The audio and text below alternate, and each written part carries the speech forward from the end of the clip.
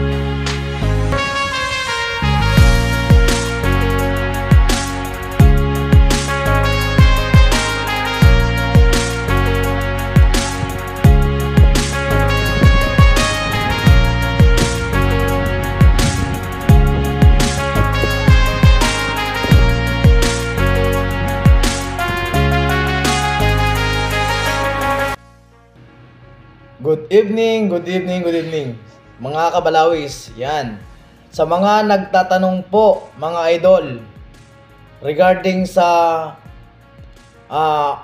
pagpasok sa army.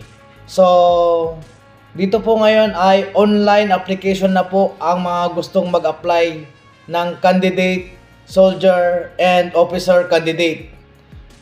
So for online application, ito po ang link. Yan po.